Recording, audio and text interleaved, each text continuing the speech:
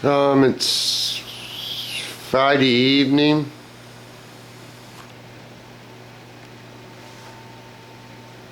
I tried to make this not shaky video like a lot of my videos are.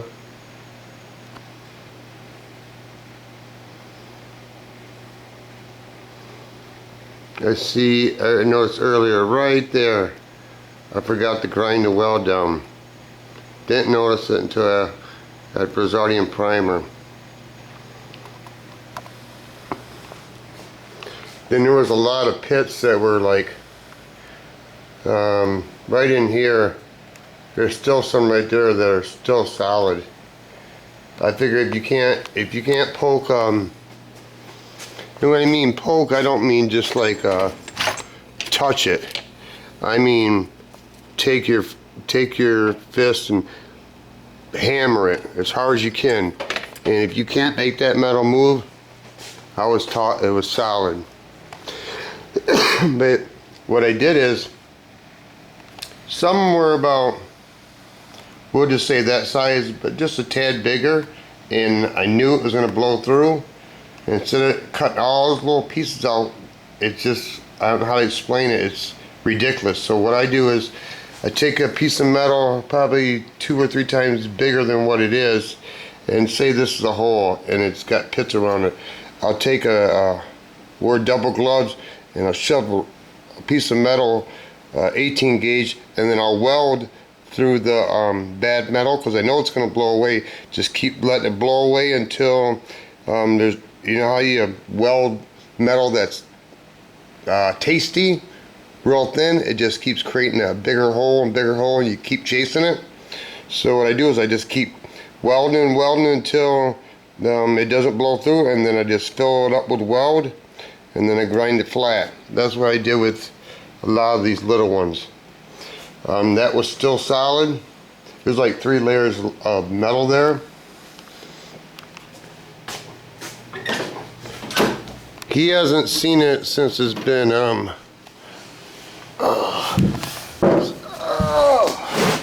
since it's been done.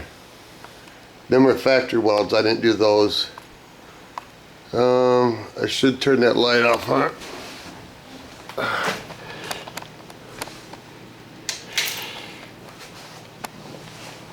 And what I do is I take pictures of the bad metal, and then I take pictures of the patch panel. That light's screwing with it. Yeah, screwing with where you can't see it very well.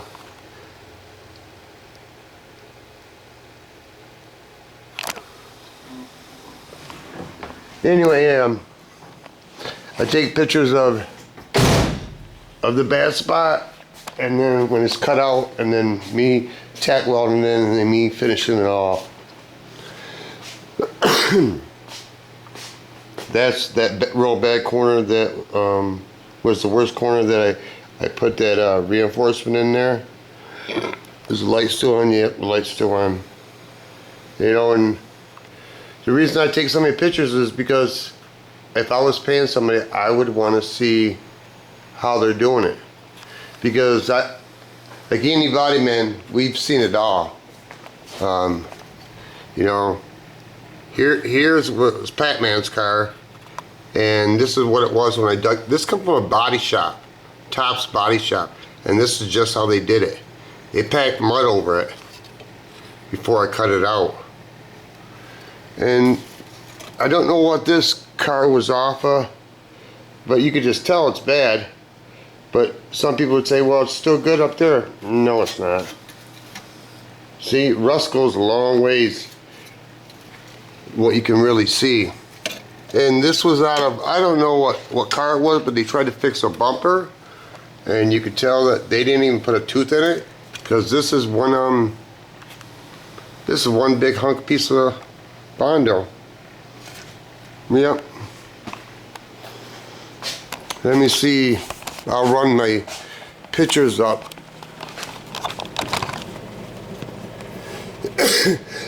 Excuse me. Some people could just say, well, you know, sure, you just put Bondo over everything and call it a day. Yeah, you could say that. if it was true, which is not true, because proof is in the pudding. Pictures tell the truth. T-Mobile is just super fast about loading up. And Google wants you to sign in. No, I don't want to sign in. Okay, I don't think I got these in order, but I'll do what I can do. Okay, see if I can do this.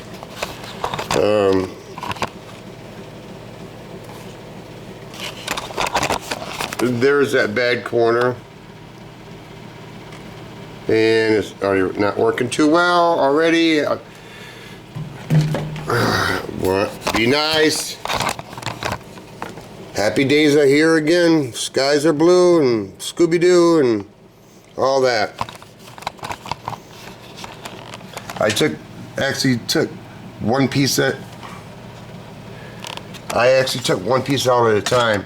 I took this piece out first after I put the reinforcement in. I'm going the wrong way. That's when I started the car, and that's when I did some patch panels,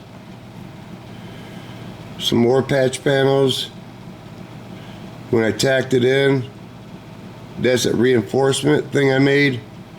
That is the bad spot of the A-pillar. That is on the passenger side before I welded that reinforcement in there. And there's my reinforcement that I welded in there.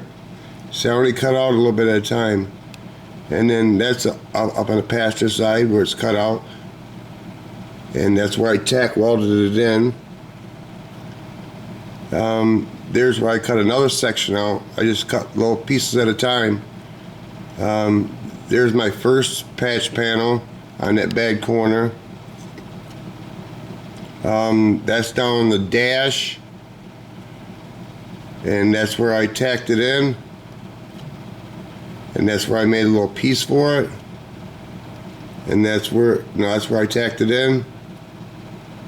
And no, that's a finished piece of the passenger windshield, that bad corner, and that's when I fully welded it up on the dash. But that was the worst. Okay, this is where you're looking right at the car, where this is really bad, and then this is actually like this when you're looking at it.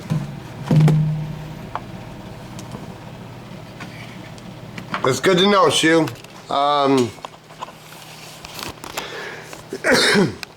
I texted him today. He wants to know if I'm interested in doing any more work, and I'm not, but I got a problem. I created my own problem. Oh, this is what he wants done. Commercial break, get some popcorn, call your friends, take a nap. Yeah. Do something.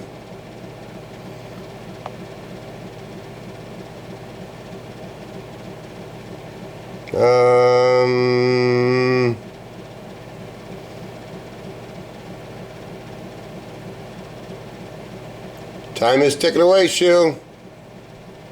Okay.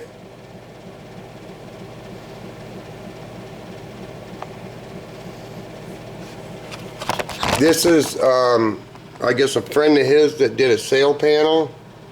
Looks like he wants it welded all the way in. And then he wants, the way it looks to me, it's not actually flush. It's ground down so it looks like factory. So at first I thought that he wanted it welded across and flushed in, but I guess he wants it all dug out, and then he wants it dug out, and then I guess I would take a die grinder and get the valley and then fill it in ready for paint. I asked him, does he want it ready for paint or does he want it in rough form? I can tell, just my opinion, when you have little imperfections like that, stuff like that, that tells me that's not factory. it tells me that somebody's been there, because if you don't sand bondo fully, you'll leave little pits like this. See the little imperfections? That usually tells me it's bondo or some kind of filler, because it should be like that, real clean. Like this. This tells me, well, my screen is dirty. That tells me that that's pitted. All we're talking about right here is this sail panel, I guess you would call it. I don't know. I never was good about knowing what panels were called what. This tells me that somebody's been in there, because I don't believe that this is supposed to be higher. And when I put a screwdriver in here, I can lift it slowly. That tells me right there, when you got a bump, that is rusting between the seams and it's rusting up. Where did I see some imperfections? Like right when you get in here, see that? That tells me that there were pits, or there was bondo work done. Not saying, see how it starts distorting? See, like right there, it's hard to tell until you rip right into it what's really there. But he wants me to quote that job. Didn't really plan on doing it, but I created my own problem, and if the price is right, I don't have time, but the price is right. This is why I created my problem. See, I ordered my lights today. I took these lights and I re-tinfoiled it in there. And I'm waiting for my 8-footers right there.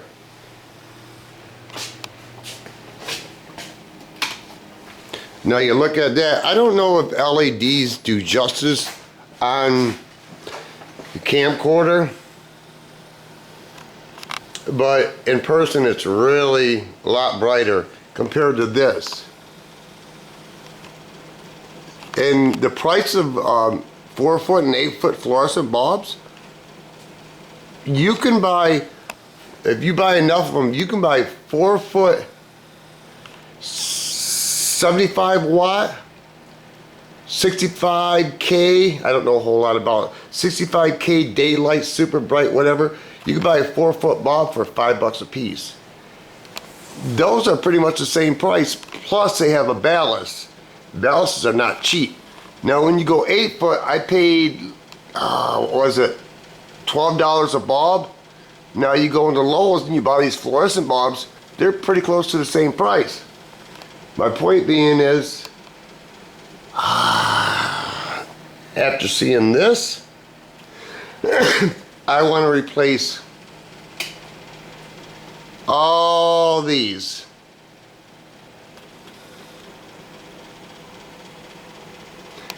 I don't have to, but I want to, and that's why I'm willing to consider doing this job. It puts my van on the back burner, but you know, I have the money to buy these bulbs. I just want somebody else to buy them for me, if that makes any sense, even though I'm doing the work. I never thought that I would be the guy that would spend so much money on light bulbs. A few things I like about LEDs is once you put them behind glass, you should never have to break that glass apart or pull it apart, because what I do is I put foam tape on it in between that and the drywall.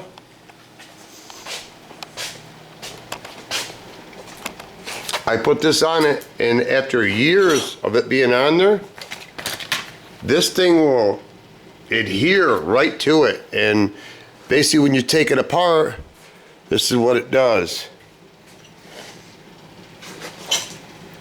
It starts taking pieces of drywall off with it, or it'll pull chunks of this off it. See, like right here, it took chunks of drywall because it's been on there so long. But like I said, I didn't think I'd be the guy that would spend that kind of amount of money on LEDs. I don't know. But anyway, that's all that's happening over here. I emailed and asked him if you want it in rough form or you want it in paint ready form. And if he gives me the price that I want, then I'll do it. If not, it's time for me to bring the van back in. Yeah. It's good to know, Shu. Piece of property, piece of oneself, peace on earth. Rest in peace. Bigger piece of pie, piece of axe, piece of pussy, piece of corn on, piece of pizza. And when the big dogs get all done eating, even the puppies get a piece of something, motherfucker. And this is why it's important for me to do the van. My youngest son and his wife are moving to Texas from California because, you know, Texas is really screaming high, and they work abroad so they can actually live anywhere they want. But this is where I want to travel. You go, girl. Oh yeah. I don't know how to flick these pictures very well.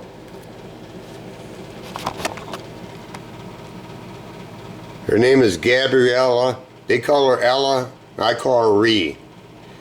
My son Nicky doesn't like me to call her Ree because Ree isn't a good word on the internet. Oh, that girl got my heart and soul, man. When I die, she's gonna inherit everything because she's gonna, because Grandpa gonna take care of her.